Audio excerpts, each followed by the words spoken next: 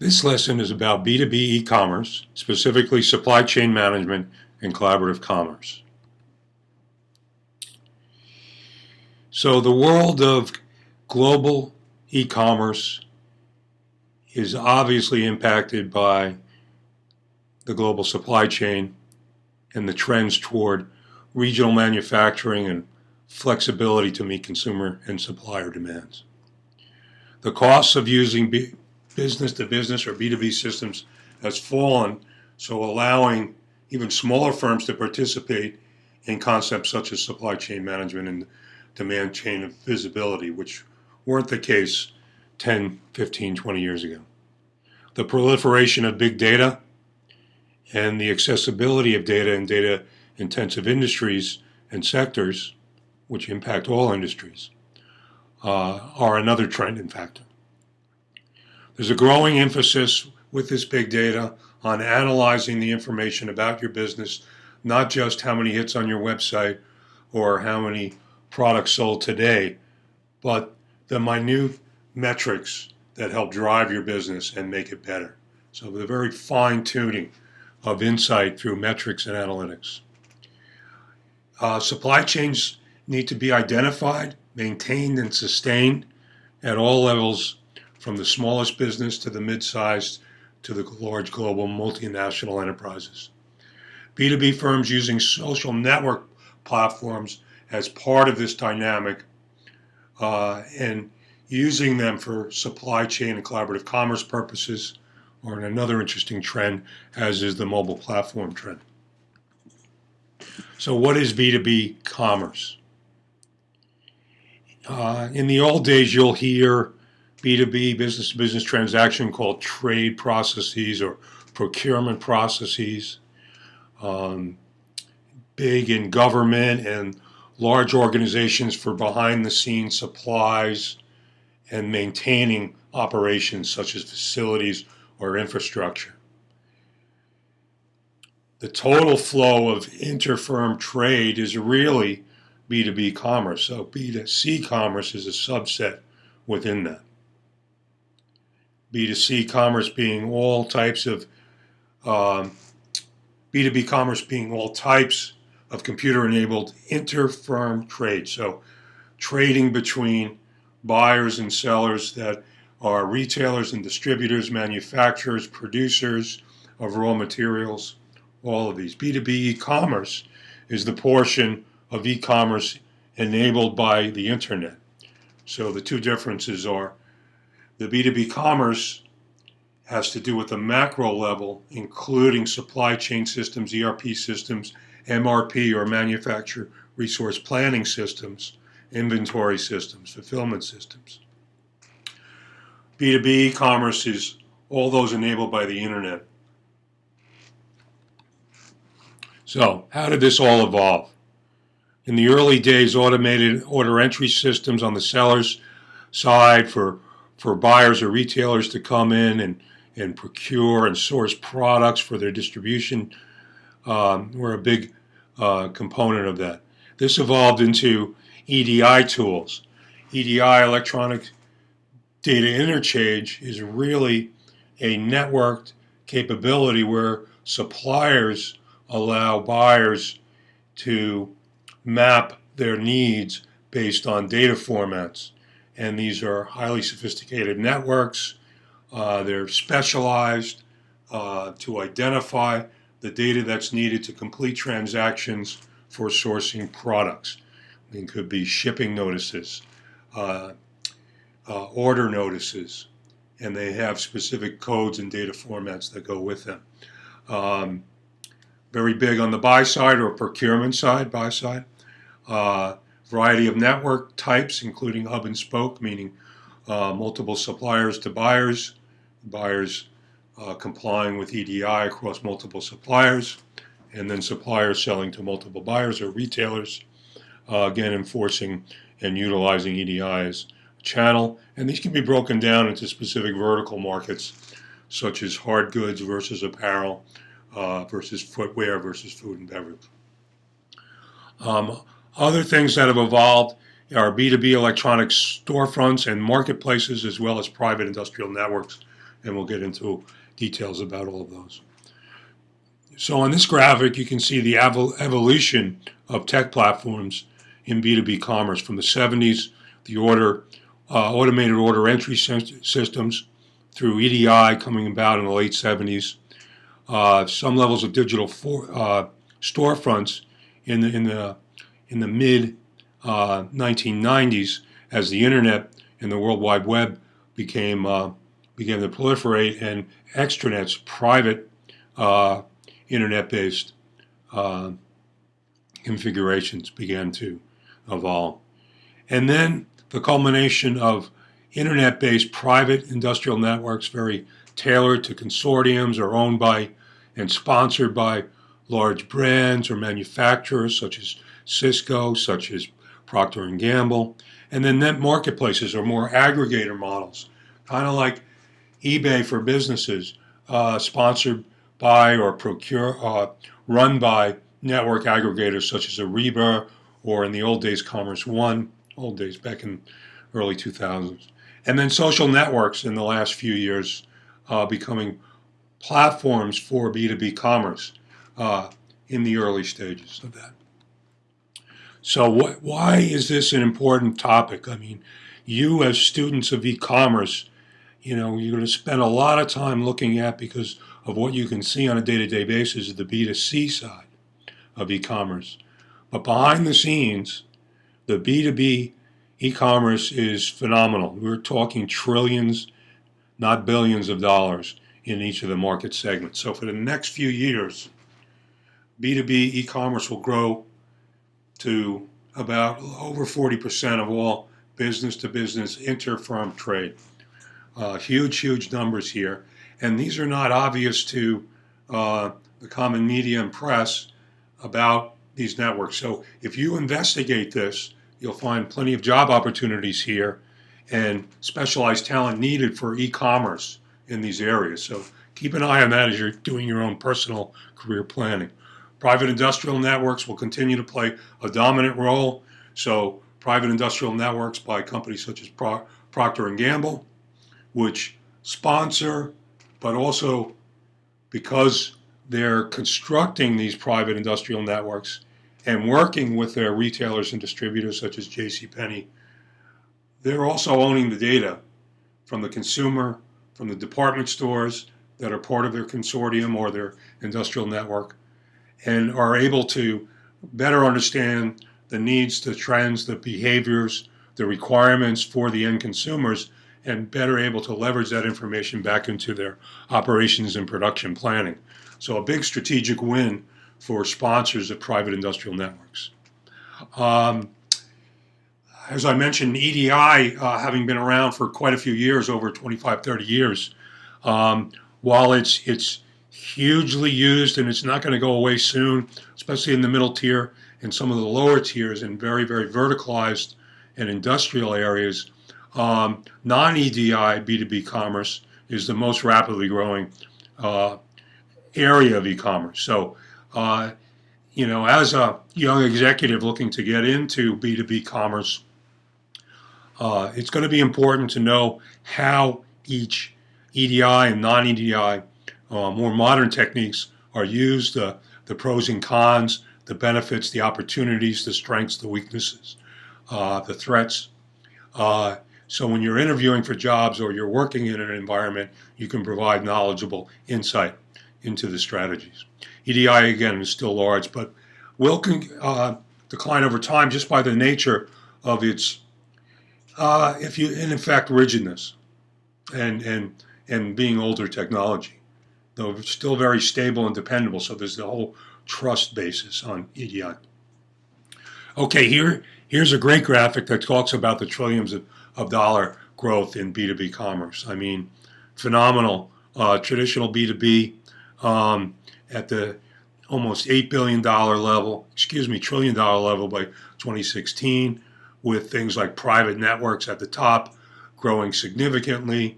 B2B net marketplaces kind of still finding their way, though so they'll still be a component, but I don't think they're as richly defined as private industrial networks in terms of value, and their growth projections are less so.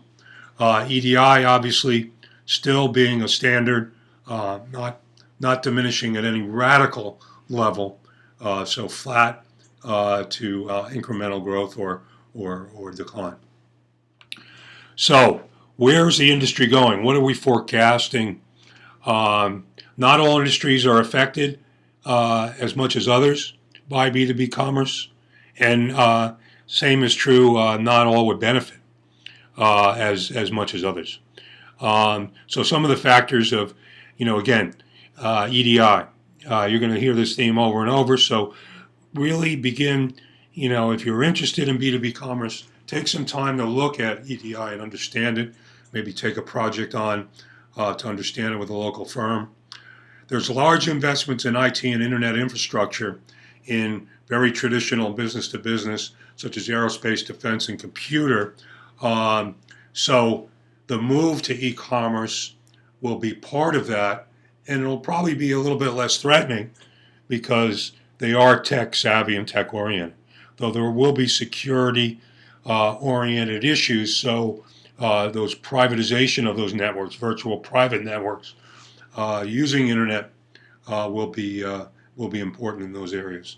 And then there'll be market concentration on vertical side to really leverage the advantages of collaborative supply chain and collaborative commerce, both on the purchasing and the selling side. So certain verticals like dairy, energy, chemical industries will consort and put together private industrial networks to help their buyers and the suppliers from all the way at the downstream production level, raw materials level, through the upstream level of delivering the end products to consumers, in this case being businesses utilizing or delivering, let's say, the dairy through the food distributors or energy and chemicals. Okay, so benefits include, by leveraging these networks and collaboration and supply chain visibility, understanding inventory levels both on the buyer side and the supplier side, is advantages to cost on administering and having visibility, so being able to project and plan better. Lower search costs for buyers, so within these marketplaces and networks of collaboration, searching is made easier and less costly, turnaround times.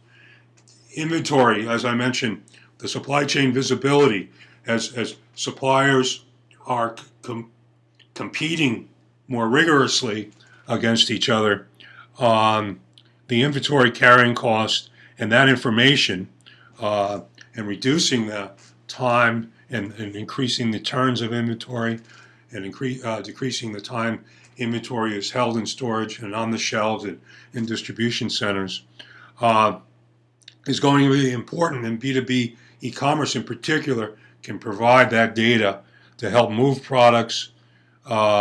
Also, within the supply chain, be able to have insight into availability to promise what's being produced, where is it in the delivery chain, when is it going to show up at the distribution center or the warehouse, so it can be promised and sold potentially when it hits the loading dock in the warehouse and move right out, as opposed to sitting on the shelf. So very interesting scaling and productivity and efficiency benefits. Lower transaction costs, as you can imagine, through systemization of supply chain and collaborative commerce processes, automated processes, reduce paperwork. More systems and processes will eliminate manual paperwork involved with inventory management, supply chain management. And the production line all the way downstream or even midstream will be so much more flexible because the parts, the raw materials can be delivered in a more timely manner and known under the concept of just in time. To be able to collaboratively forecast the needs at the demand end upstream will allow downstream raw materials, parts ordering to the middle stage production assembly lines to get those parts in, the raw materials in just in time when they're needed on the assembly line to build that product, so then it ships and quick turnaround. So think about if you ever bought a PC from Dell or HP and you configure it very specifically to your needs in terms of memory, in terms of hard drive size, and in terms of software you want loaded, and a variety of accessories. The turnaround time, those PCs are not even built when you're ordering that on your web. Yet, it could be shipped to you within 48 hours or even sooner in many cases. So think about that. Having the information to get to those parts delivered to the assembly lines and then built and then shipped. So right there, you're even eliminating any holding costs in the warehouse from an inventory and inventory turns perspective. So very, very important concepts. Additional benefits are product quality improvements. So buyers providing feedback through e-commerce tools, and this you'll see even more so in the social tools, conversation, product reviews, forums, sending that information from end consumers or B2B buyers being retailers and distributors, providing information back to their suppliers. So B2B commerce, B2B e-commerce allows increased cooperation between buyers and sellers, increased information through communication. We mentioned decreased product cycle time, sitting on the shelf, turning that over, available to promise, so as soon as it's built, shipped, arrives at the warehouse, it's out within the same day. Increased opportunities for collaboration. We'll go into a lot of detail about that. Greater price transparency. So in many businesses, the old days of hoarding pricing information has become much more less a competitive advantage. So being able to have visibility and transparency into pricing will help a lot of businesses.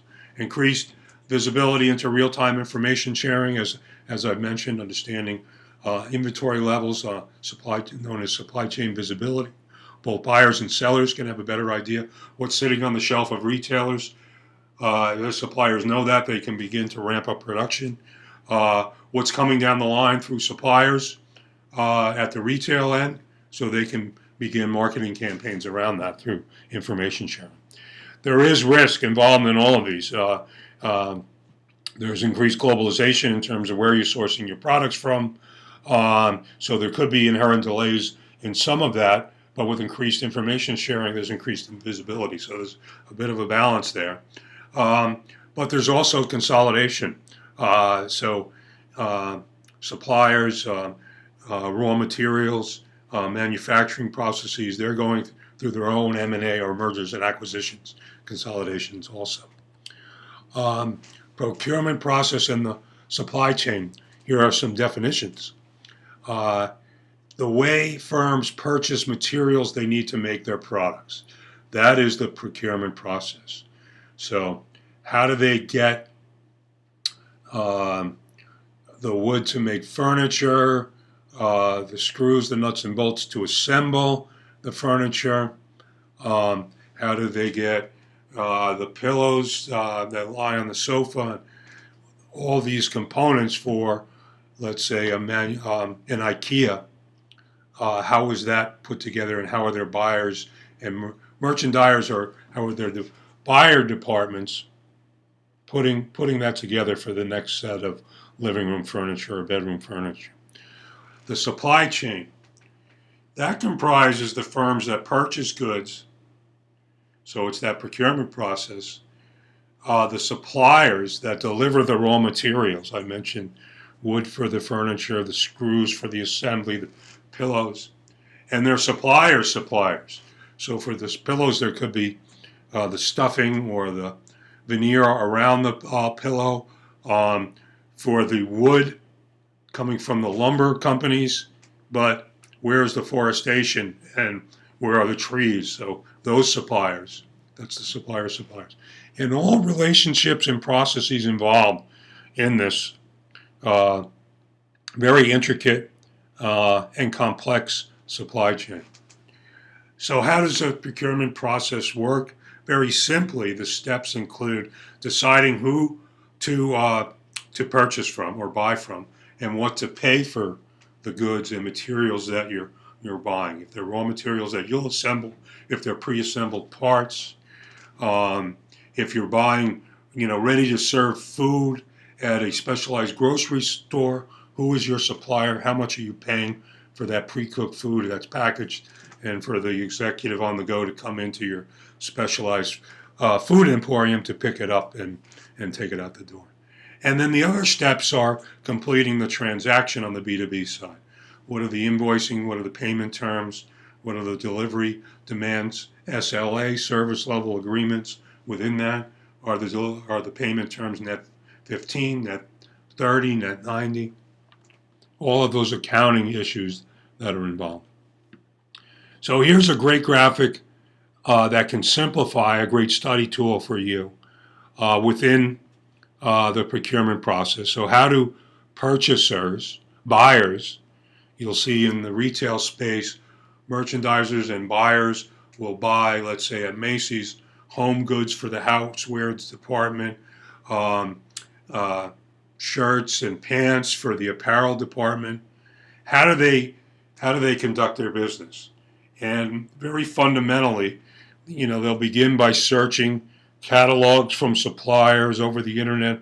They'll have relationships with representatives for apparel brands and designers in this example.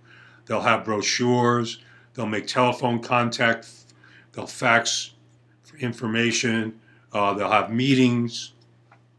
How do they qualify the vendor or supplier in the next step? So again, researching the vendor or supplier, having a history or relationship with them is one of the big areas. Understanding the credit history of the supplier and their ability to deliver. Are they a valid business? Buyers will look at competitors just like any market research. They'll conduct telephone research. They'll do industrial research, sector research. Then they'll begin the process of grabbing a set of vendors for, let's say on the housewares department, they'll want to know, who's supplying the kitchenware or the appliances, the blenders or the pots and pans. And then they'll begin to start to have meetings of negotiation. And they'll look at things like price, credit terms, payment terms, time to pay. What kind of escrow accounts can they establish if they've overpaid and had returns? What is the quality of the products and the components that the vendor is supplying? And what is their timeliness to get the materials, either raw components or assembled products, to the purchaser? Then there's a whole purchase order process, a big, huge part. For ordering the product, initiating it, and the various stages, entering it into the vendor system, entering it into, in this case, the retailer system, mailing the PO, automating the PO via email, utilizing EDI. Again, EDI, the purchase order component, is one of the top features of EDI. And then non-EDI based purchase ordering systems. So then there's the invoicing and then paying for the goods that are delivered by the supplier to the purchaser. So there's receipts of POs or purchase orders, entry into the buyer's financial systems, into their production systems, their receiving systems, into the warehouse. There's sending of invoices from the suppliers to the procurement departments that have actually bought the products. There's matching purchase orders with what has been delivered. Very, very big piece of the production operation and the inventory operation. There's periodic internal reviews, both on the buyer side as well as on the supplier side, to understand the reliability of the supplier. And suppliers typically are reviewed on a regular basis to see if they're meeting the standards, and if not, either are forewarned or maybe let go. And then there's entry into the warehouse system as I mentioned, when the receipt of goods comes in. There's the shipping systems, which actually, from a B2B e-commerce side, are taking the goods that are shipped from the, let's say, the distributor out to the end customer. So how does that fit within UPS World Ship or FedEx or DHL's tracking systems or a private label 3PL logistics freight forwarding firm? How does the information get put into the shipper's tracking system to follow the goods that are shipped, identifying when the delivery happens? You'll notice on UPS and FedEx, when the goods, you can follow the tracking of the goods from the point of entry and order. So you order your Dell PC, you can see it through the delivery chain as it's taking its 48 hours to arrive to you and arriving at your front door. This is an example of the shipping portion of the supply chain. And then entering into that tracking system and then watching all of that. So then there's a remittance and payment. So while all of these things are going on, until items are shipped, they cannot be billed. So they can be ordered, they can be invoiced, but they cannot legally be billed until they're actually shipped. And then once they're received, if there's any problems with delivery, if there's any returns, any corrections to be made. So a very, very detailed procurement process. And this is a whole operational functional area of both B2B as well as on the B2C side of e-commerce. So types of procurement and buying. Effectively, there's two types. There's direct goods and indirect goods. Direct goods are goods that are involved with the production assembly process. So they're either pre-assembled or they're raw materials that have to get to the buyer so they can be readied for sale and put into distribution center or distribution channels to get out to their end customers, be they either business customers or B2C customers. Examples of indirect goods are all goods that are purchased by a procurement department that are not involved with the production or product process. So MRO goods, maintenance, repair, operations, or overhaul goods. So any types of mechanical goods, energy goods, electrical goods, facilities-oriented goods that help the business actually run and support the infrastructure. So it could be plumbing, it could be electrical components that keep the lights on. It's all of those. So those are the indirect side. There are two methods of purchasing within procurement in general. There's contract purchasing and spot purchasing. Contracts involve written agreements between the buyers and the sellers and the suppliers based on specific terms of payment and timing. So payment terms, you've heard me say, for specific products of quality, quantity, and specific terms of delivery and return. So these are long documents, and they typically are for long-term relationships, though they could be for short-term. Spot purchasing is more specifically on the spot. For intermediate needs, we need something quickly. We put a bid out to multiple suppliers. We might actually source from many suppliers. There's a huge run-up in demand for furniture, and we need to get pre-assembled chairs or tables, and we might put that out to multiple suppliers to get them in to our warehouse quickly so we can meet the demand that's coming in. So that would be an example of spot purchasing. Types of procurement, again, highly data intensive, information intensive, as well as labor intensive. Millions of workers in the U.S. are involved in procurement again, so there are jobs in these areas, very specialized, and highly data and information rich with specialized and standardized corporate systems such as EDI systems. There are also complex tiers and networks of supply chains handling the intermediate steps and transaction types between thousands of suppliers and thousands of goods. So if you look at a multi-tier environment, over on the left, the third tier, tier 3 downstream, would be, let's say, the raw material suppliers, the actual tree and forestation in the furniture model. In the middle, tier 2, again, another selling group, is the assemblers or producers or wholesalers that aggregate components. So it could be the wood that's coming to the assemblers, that's coming to a wholesaler of furniture. So this tier, the second tier, could be multiple tiers within itself. And then there's a tier 1 upstream, which actually, in this case, would be the furniture retailer. So furniture being sold at Raymore and Flanagan, furniture being sold at Macy's, would be the tier 1, which then passes it out to the buyer. Or the buyer could be Macy's and Raymore and Flanagan, which is actually the business to business. Then what would be missing from that point of view would be the business consumer component.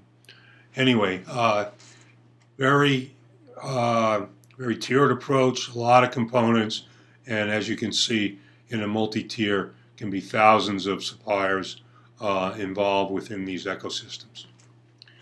So legacy computer systems play a big role, obviously.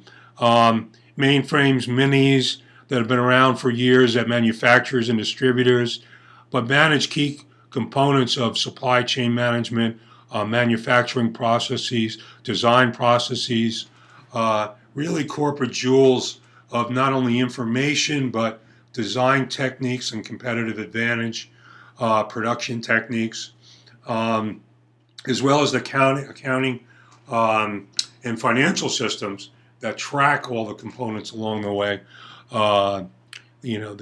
The purchase agreements, and all of the invoicing and warehousing systems. So many of these could be on for older, established, existing businesses on legacy computer systems that have to be integrated into the B2B commerce and B2B e-commerce ecosystems.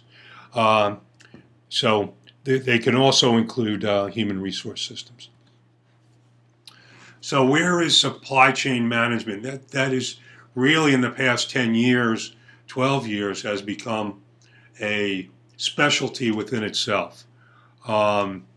It's the activities used to coordinate multiple systems and players within the procurement process. So mentioned just-in-time production, getting the parts in time for quick production, lean production, not having a fat production process, but having very, very specific processes within production. Simplifying the supply chain, so very tiered approaches of smaller supply chains for specific processes.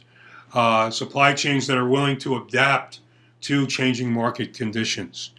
The ability to account at more micro levels for supply chains. The ability to have sustainable supply chains that are adaptive but can stay in place. They might be used for certain periods of times or maybe longer periods of times, thus sustainable. Electronic data interchange, again, EDI, supply chain systems all around these bullets above that help contain the management of these components. And then with that information to better foster collaboration between suppliers and buyers.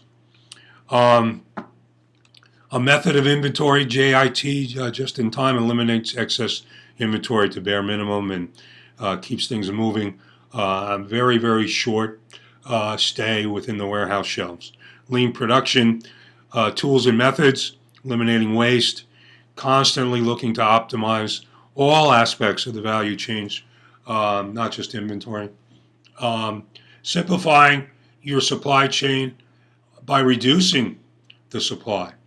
You could work with strategic groups. We saw examples of many, many suppliers, but it makes more sense to reduce costs and product and timing and quality by working with a strategic select group of suppliers who you've vetted over time. Some of them still might change along the ways, but it's very, very valuable for just-in-time production models It can also help with collaboration and cooperation by buyers and sellers looking to jointly develop products, jointly work out and fine-tune designs that better suit the needs of end customers. Integrating computer systems becomes easier because the tech teams have an idea of who the suppliers are and the buyers are and can work together on a long-term perspective. And then tight coupling of the delivery process and order parts, so for fast turnaround of delivery. And again, things like ATP, availability to promise, by having visibility into the supply chain and the production chain. Suppliers can promise when products will be available to retailers to sell. So, retailers can look into the supply chain and know when products, where they are in their stages of production, just-in-time production. So when they reach the distribution center, they can ship automatically or almost immediately, near real time, out to consumers that have ordered, let's say, within a finite time of day or days before. Very, very expeditious, efficient, optimized, and simplified models. Adaptable supply chains.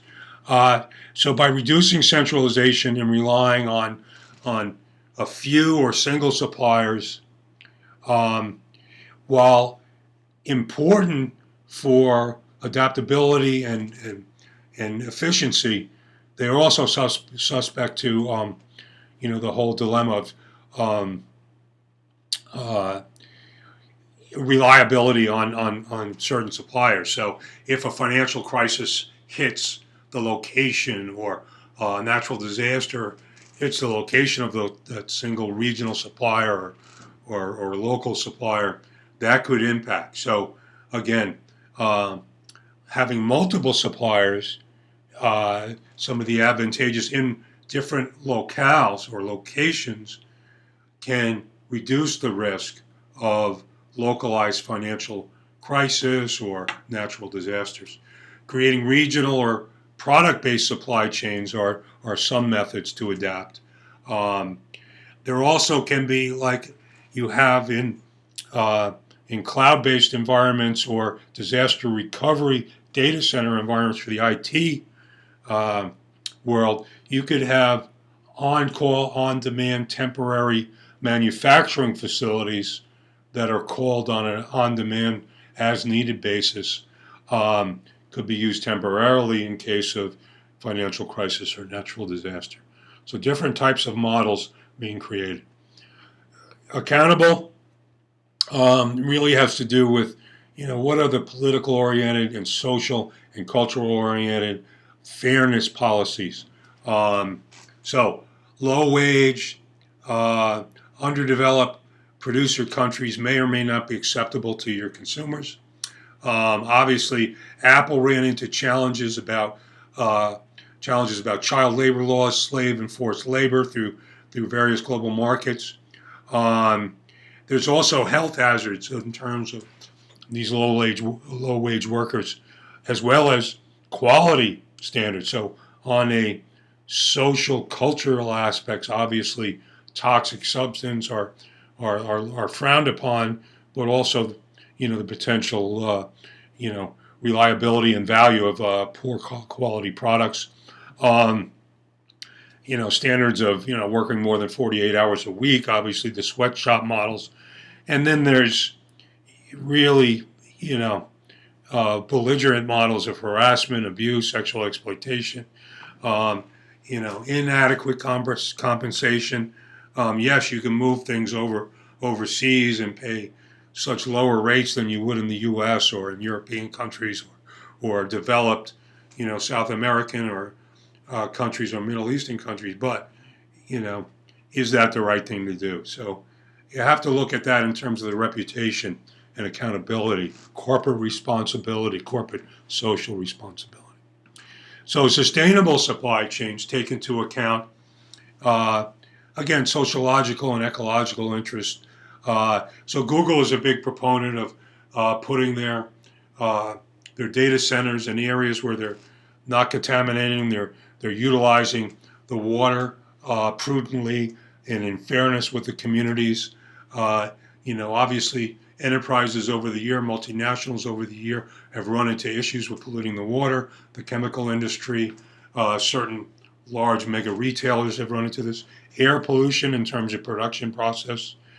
But in general, for social corporate responsibility, using the most efficient environment, regardless of means of production, is the more favored point of view. It's good business over the long term, having a great positive social responsibility and creating value both for the company, yourself as a corporation, but for consumers, investors, and the communities with which you produce, distribute, and handle your supplies. Okay, so again into EDI, electronic, that stands for electronic data interchange. In its broadest terms, it's a protocol for exchanging documents among computers within the procurement and supply chain process. Came about in the 70s and 80s where they automated documentation, removing it from manual paperwork and mailing it and faxing it. And then in the early 90s, it reached the level of actually eliminating documentation.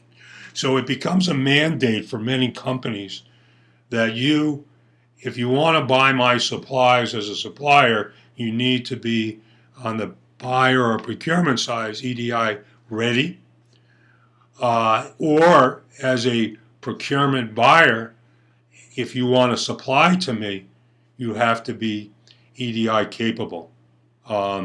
As a supplier, you have to support all the standards and messaging of EDI, the data formats, the purchase order formats, the order entry formats, the advanced shipping notice and notification of delivery formats.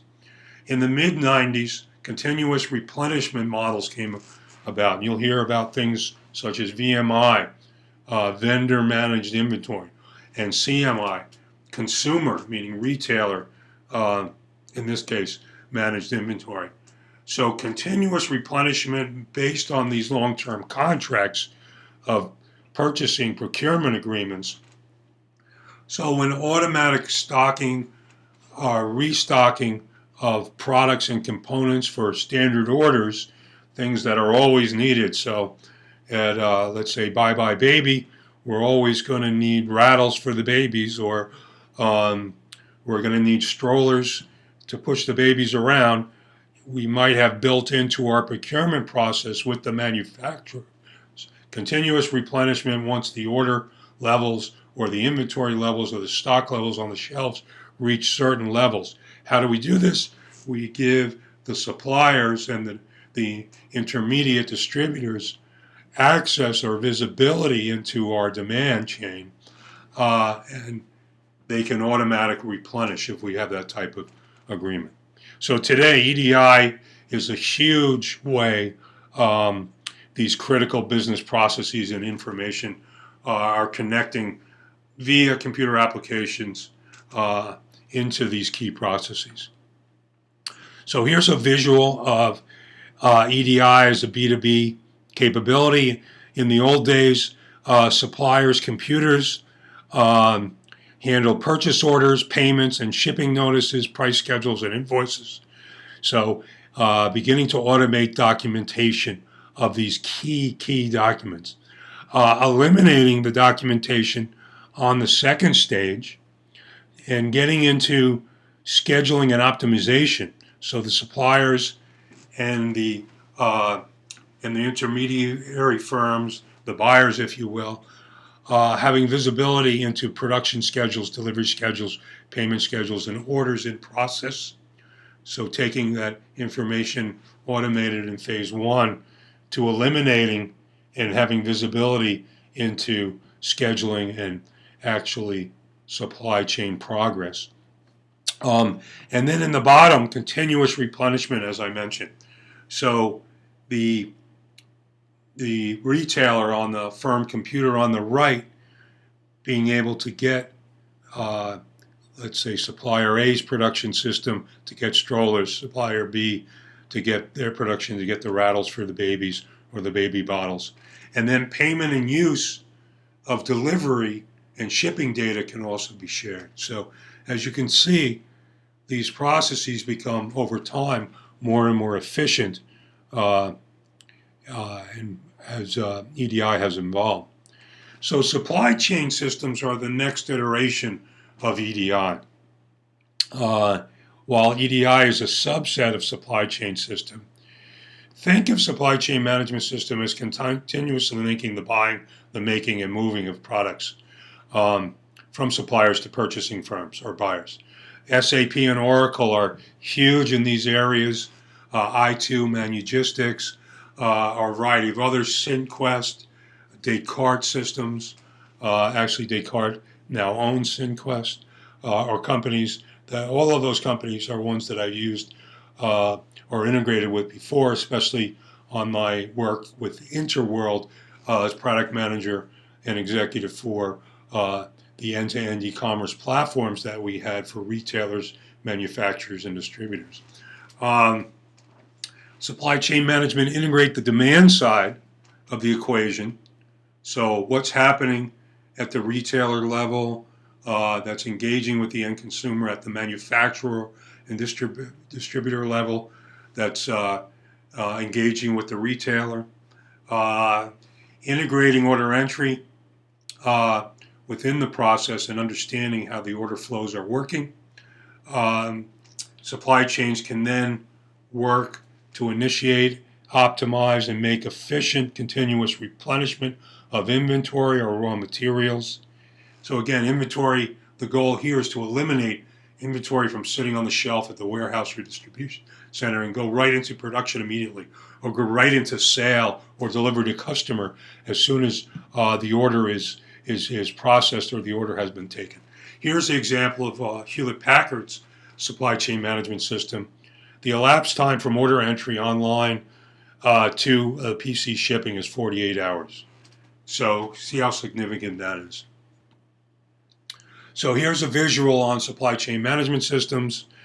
The supplier's enterprise system on the left handles things like production systems, warehouse systems, financial systems. So that on the supplier's side, he has his raw materials or pre-assembled goods that are produced, stored in their warehouse, but then moved and shipped out either to the manufacturer's system for assembly or directly to the consumer on a D2C model, direct to consumer. But that information is shared in the middle. The manufacturer has its own assembly systems, warehouse systems, financial systems, as well as order entry systems using web and distribution systems with the customer. And in this case, if it's a business customer, it could be a retailer. So this is how multiple systems flow within the ecosystem of supply chain management.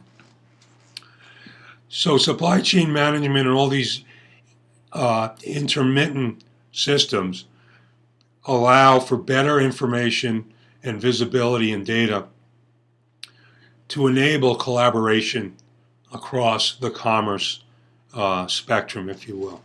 So digital technologies enhance this, collaborating, information being shared for better designs, better productions, and better management of workflow of products through their design, production, and delivery cycles.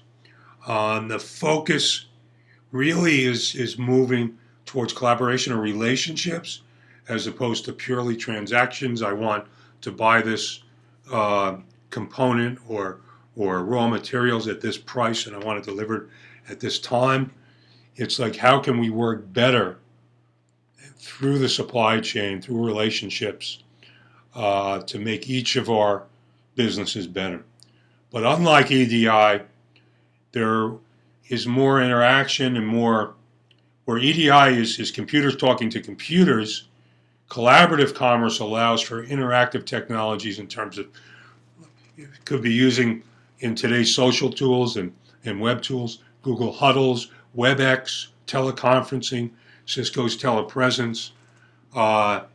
So business partners then beginning to collaborate on building and delivering products through multiple companies in the supply chain through interactive communication.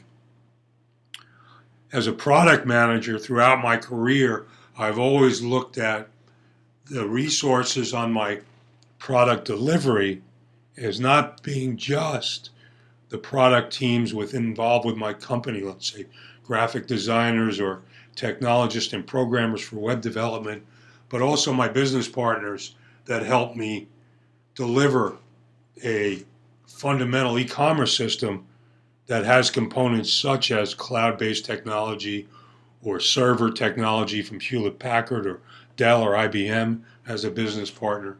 Business partners such as CyberSource and Visa on online payments, all part of the members of the delivery and supply chain for, in particular, the Bye Bye Baby e-commerce business.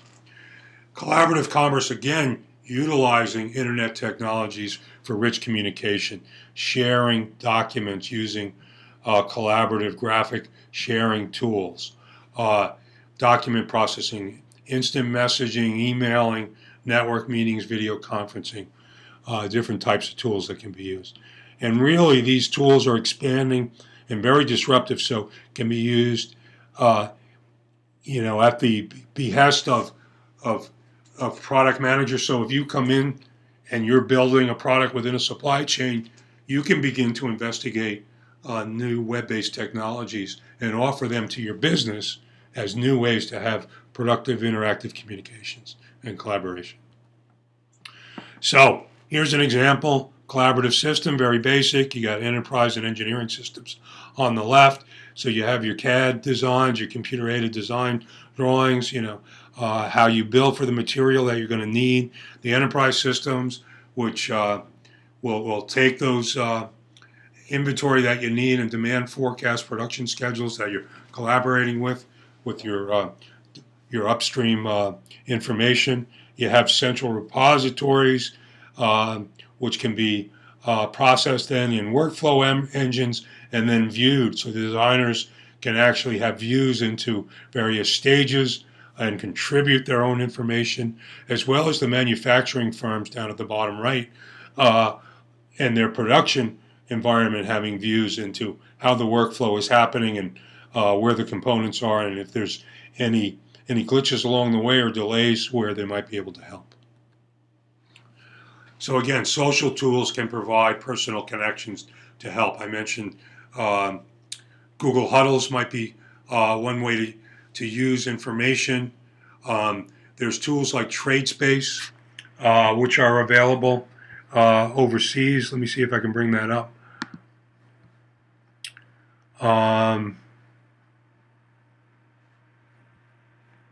Actually, what I'm going to show you here is a variety of social tools that Cisco uses. So they have Internet Business Solutions Group, the IBSG, who I partnered with at Interworld.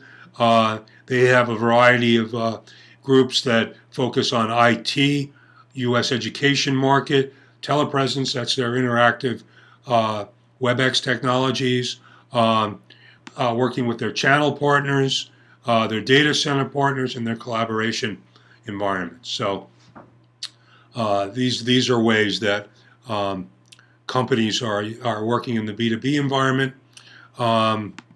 Let's see what else we have. Oh, here we go. TradeSpace is an environment that's now owned by British Telecom, but it is an environment where businesses and services can come together and companies can promote. This is like an aggregated net marketplace.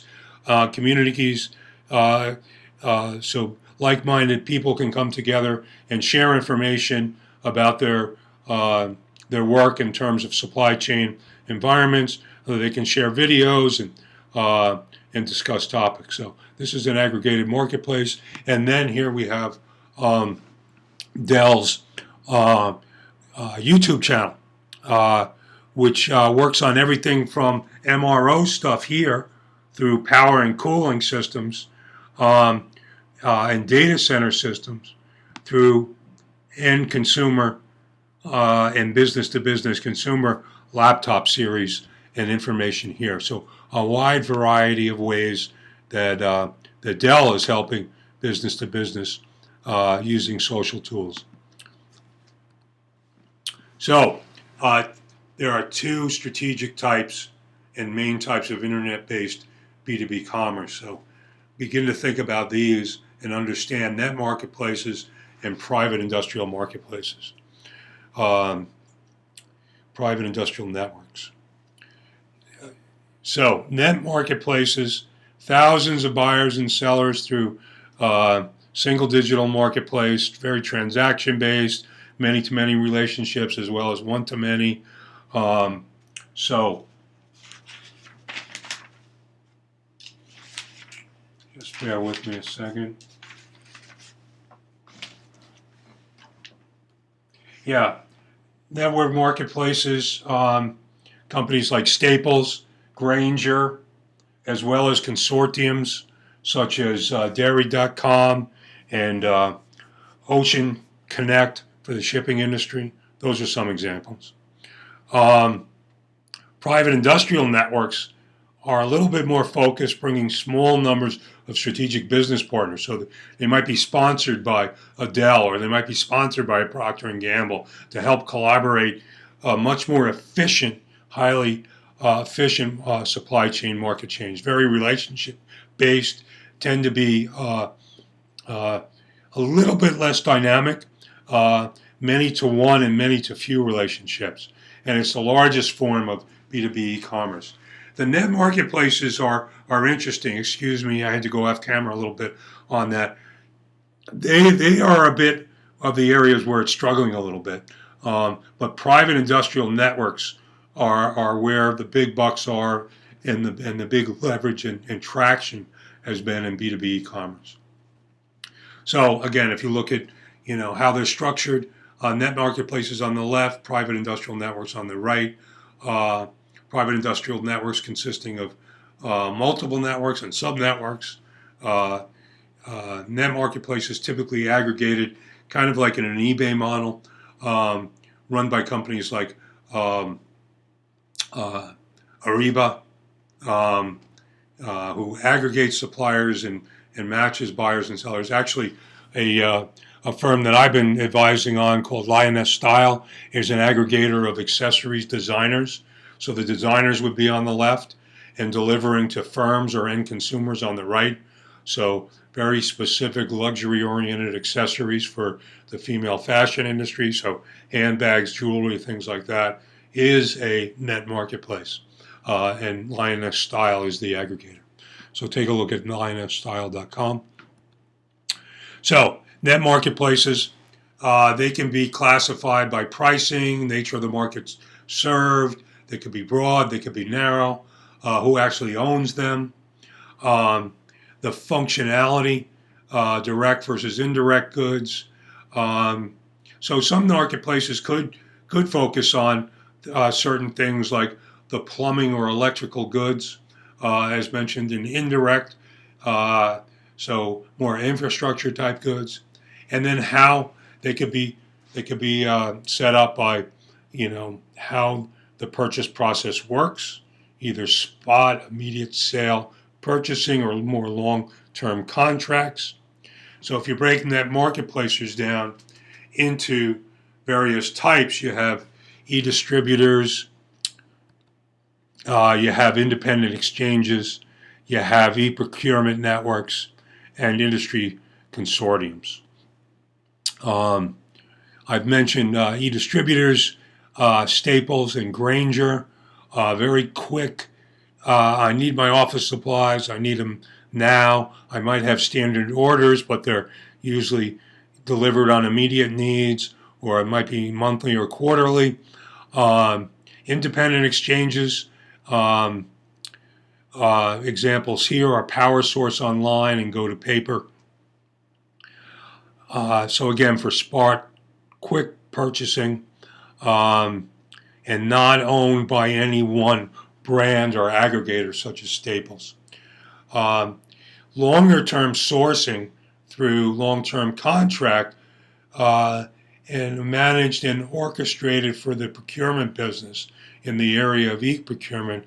Ariba, which is now owned by SAP, is the top supplier network for these long-term contracts. But large companies like Siemens, which is involved with all kinds of heavy industry, medical industry, also runs an e-procurement network and multiple supplier e-procurement networks for its different verticals.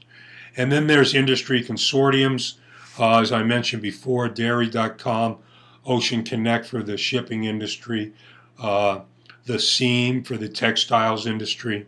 Um, they allow like-minded organizations to help bring buyers and sellers together and share best practices for the industry. All right, so the most common type, Grainger, Staples, highly horizontal, serving multiple customers, but being a single source to get indirect goods, and typically owned by a sponsor such as Grainger or Staples.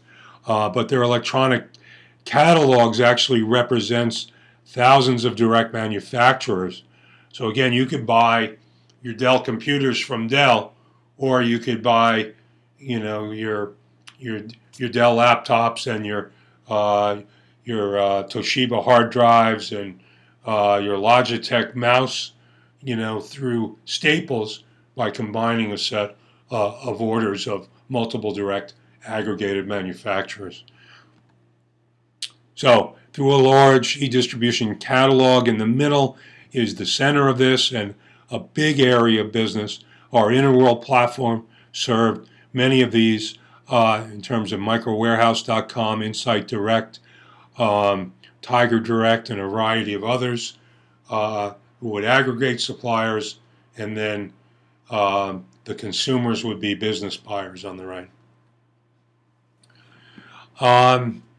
E-procurement, such as Ariba, are independently owned intermediaries. So Ariba will set up a supplier network for a marketplace and license that out and maintain and run these services through a combination of hosted tools and cloud tools and licensed consultation services, software, networks fees. And they'll take a piece of the action through transaction fees on the revenues that are passing through their aggregation, but these can then be sponsored by vertical areas. So energy networks, furniture manufacturing networks can put together Ariba-based, Ariba-run supplier networks who can provide the e-procurement net expertise in terms of B2B expertise, and then the furniture network or the manufacturing network can then provide its own domain expertise for its own industry. So e-procurement network marketplaces take information from a variety of supplier catalogs on the left, mix and match that. So some of the value add of the procurement services through a company like Ariba will help funnel that information and provide value-added services such as consultation and delivery and implementation advice within the network. So it's not an education services. So it's not just deliver goods to the end buyer firms. Then they'll also help the network. So let's say it's the furniture network through value-added selling services in terms of, let's say, home delivery of that furniture once it's assembled, and other related services, especially on the production and delivery side, that can help benefit the buyer firms, who then could be distributors or retailers. So that's an example of a e-procurement net marketplace. Exchanges, typically independently owned. We mentioned Go2Paper and PowerSource Online, connecting hundreds of thousands of suppliers, specifically vertical market, very quick spot purchasing, commission fees, again, transaction-based, though there are a variety of pricing models, tend to be biased towards the buyers, so good deals for the buyers. Suppliers tend to be disintermediated and don't gain a lot of advantage through competition. So these are kind of, again, I'm looking off camera on this, do not have a lot of, well, it is a model that do not have a lot of success so far. So, exchanges, you got your buyer, the components really are Buyer firms, again, placed at the top here because they're really in control, which is the opposite of most markets. You got your electronic marketplace facilities in the middle, and then the suppliers just kind of competing. So market makers, proprietary software within the marketplace, but it really demeans or disintermediates most suppliers. Consortiums are interesting. Again, I mentioned dairy.com or theseam.com for textiles or Ocean Connect for shipping industry. Typically, you're industry owned and sponsored for those verticals and others, where they're highly involved with the purchase of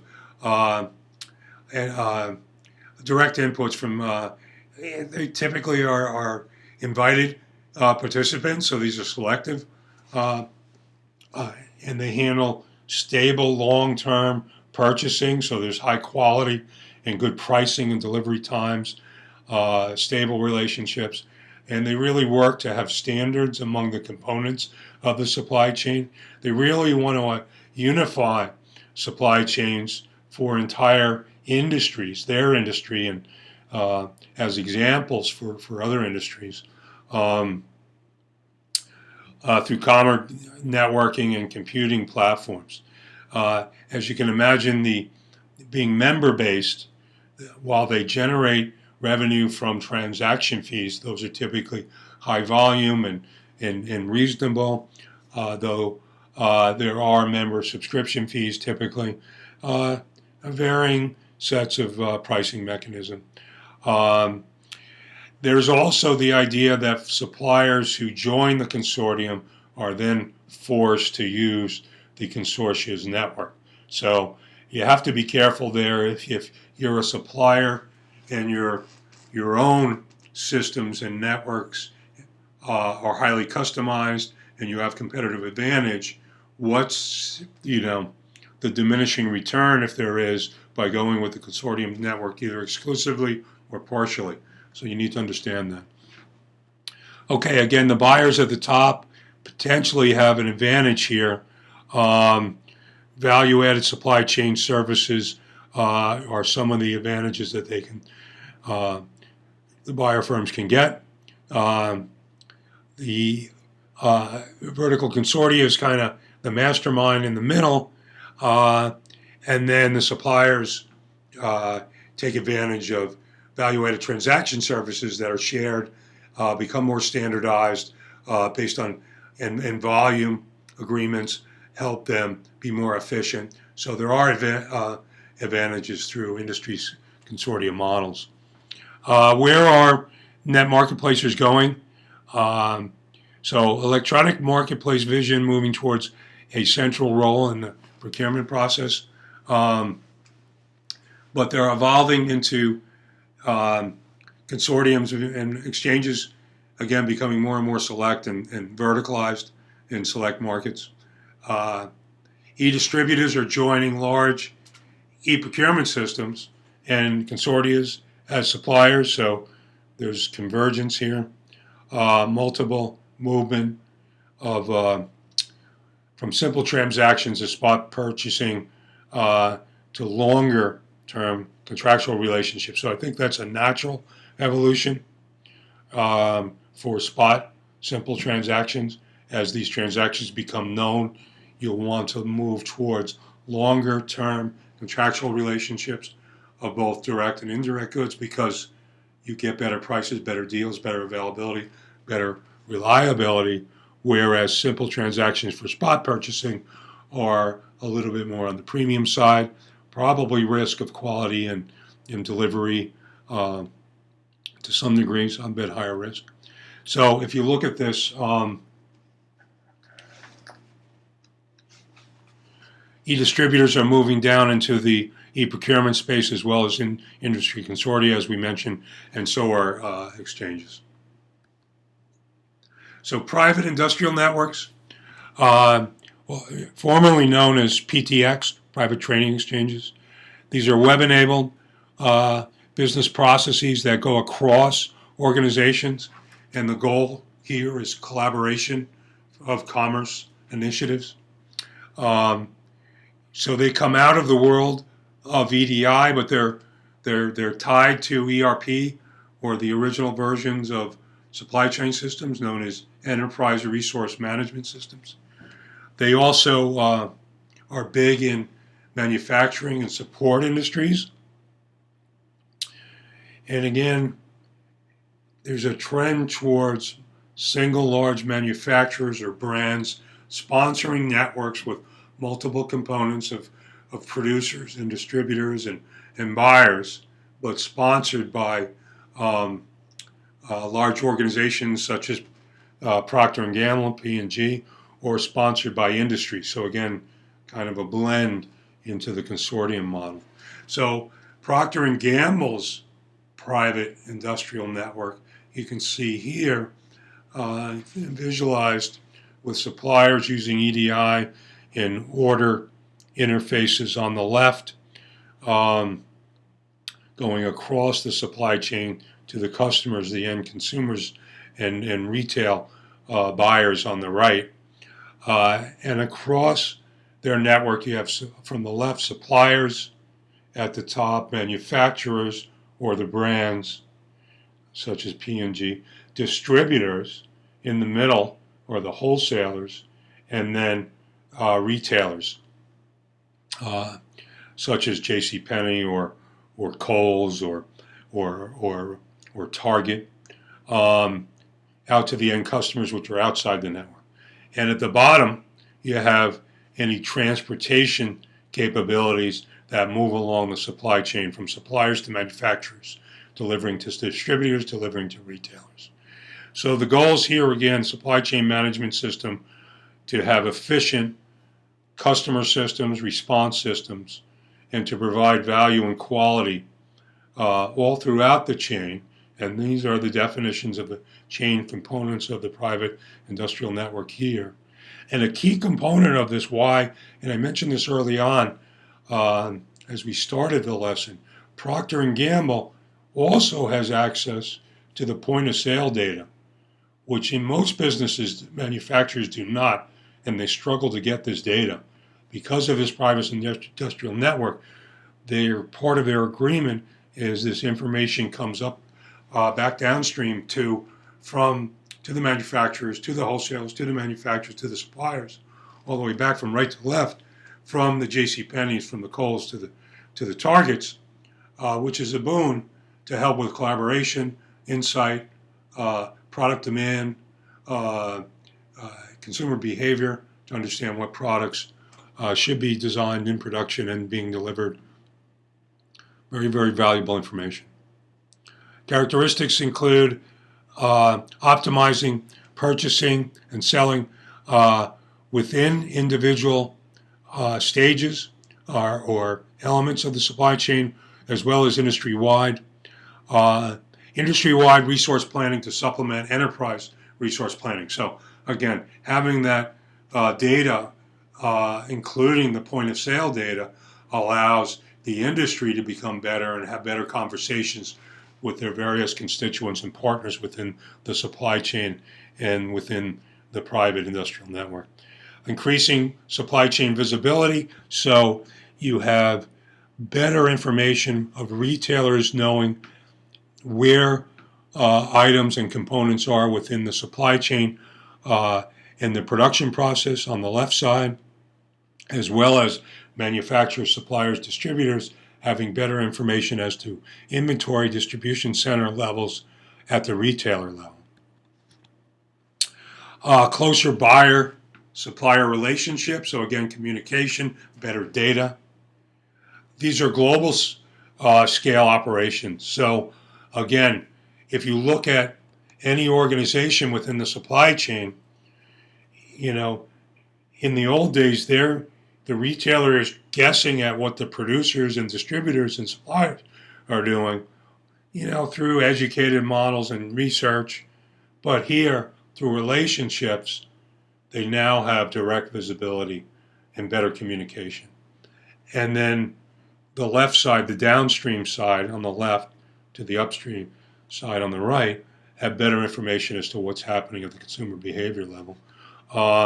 And you can do this, as you can imagine, on a global scale, not just on a company scale or regional scale or local scale.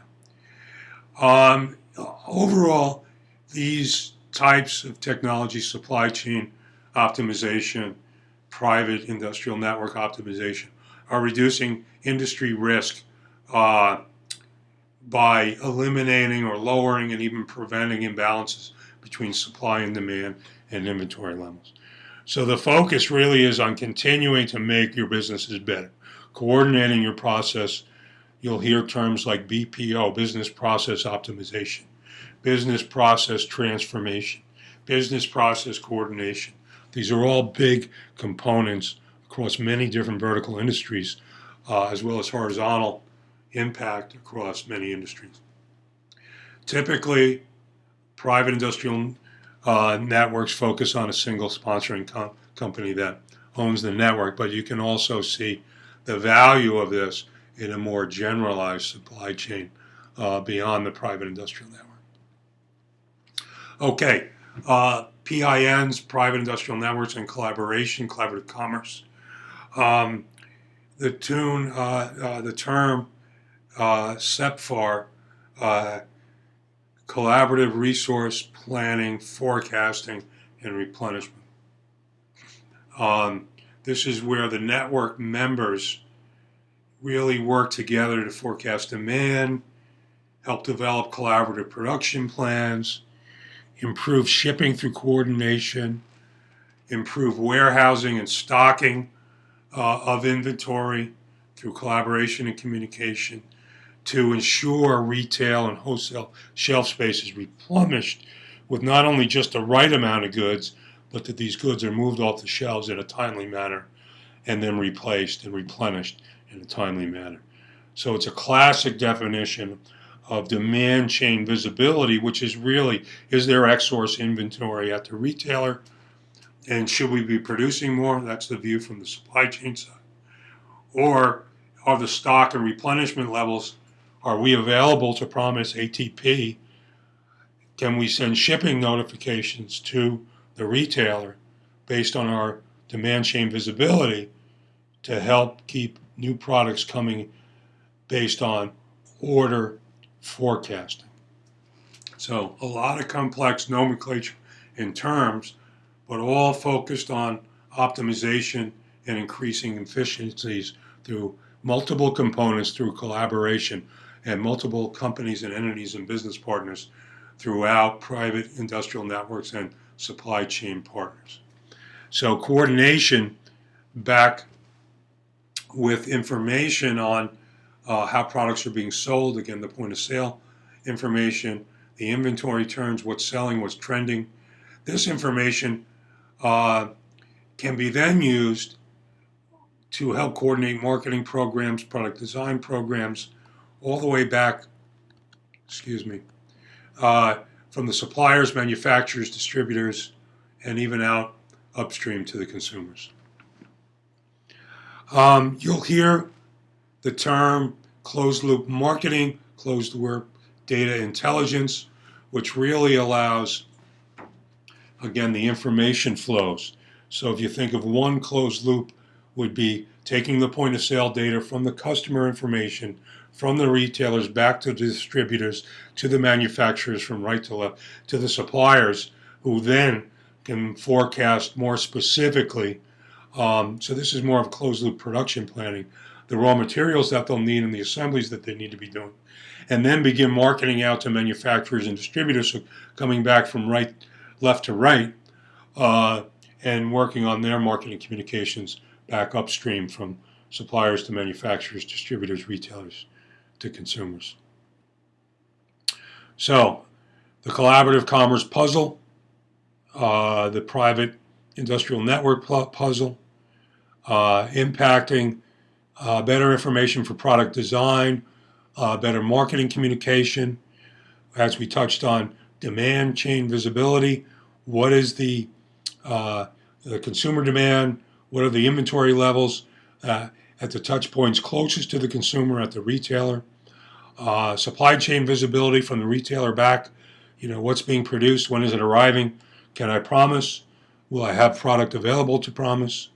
And then industry-wide benefits through collaborative resource planning, forecasting, and replenishment um, are all part of the puzzle. So what are some of the barriers to implementing B2B commerce and B2B e-commerce? Well, many companies are concerned about their custom processes. They're concerned about sharing proprietary sensitive data that can be their competitive advantage. And so when you integrate private industrial networks into existing ERP systems and EDI networks, it's not only difficult, you need specialized talent, integrators. You have companies like SAP and Oracle that are very Manugistics, I2, Descartes that are very IBM, Sterling Commerce that are very specialized resources. Uh, yeah, and it's difficult and it's expensive. Um, it really, it really takes a cultural mind shift for an organization, especially existing organizations, to change the behavior of its employees as well as the suppliers within their chain. You have to understand you're going to lose some independence, but you have to weigh, the loss is the are these losses of independence, benefited by streamlines and efficiency and longer term relationships and longer term revenues and profits. Okay, that's B2B commerce. Thank you.